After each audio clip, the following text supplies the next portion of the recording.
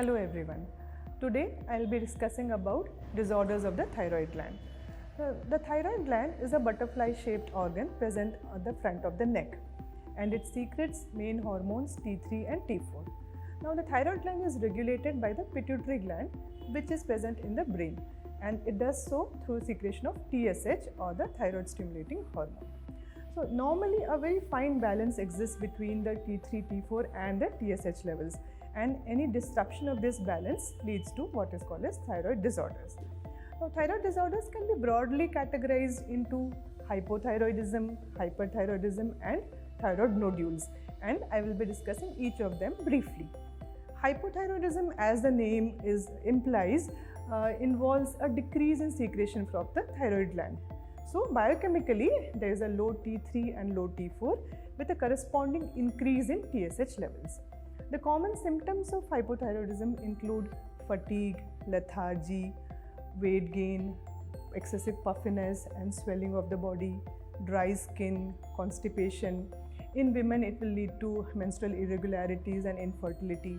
In growing children it might lead to growth disorders, poor scholastic performance at school, and poor memory and attention span. Anyone who has such symptoms, or if you think you have such symptoms, it calls for testing, because the diagnosis is pretty simple and straightforward.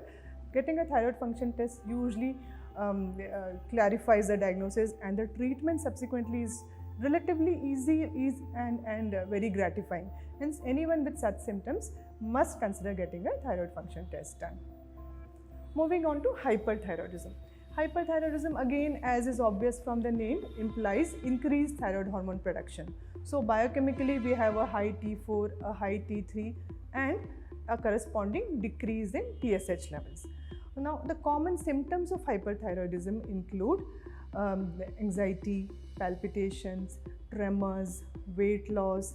Sometimes there's a large nodule in the neck which is obvious. Women may present with infertility and with menstrual irregularities. Children will present with increased heart rate. In fact, increased heart rate will be seen in all patients. And the symptoms are usually so severe and so telltale that they are hard to miss. So any person who comes with such symptoms does deserve a thyroid function testing. In elderly patients, it might not be so obvious. Sometimes elderly people with hyperthyroidism have only a decrease in appetite, associated weight loss. So even in such patients, it is important that you have a strong degree of suspicion and get a thyroid function test done. The major advantage of knowing about these symptoms is that it is easy to test and easy to seek help, and treatment in all of these cases is usually straightforward and very satisfying. A third category of thyroid illnesses are thyroid nodules, where you have the presence of one or more nodules in the thyroid gland. So it appears like a swelling in the front of the thyroid gland, which is in medical terms called as a goiter.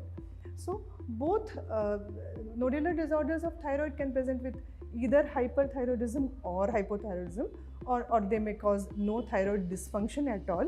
The other symptom which it could produce is an obstruction. So if you have a large thyroid nodule, a large gland, it could cause difficulty in swallowing, in speaking, in breathing, and the treatment usually depends upon the size of the nodule and what symptom it causes.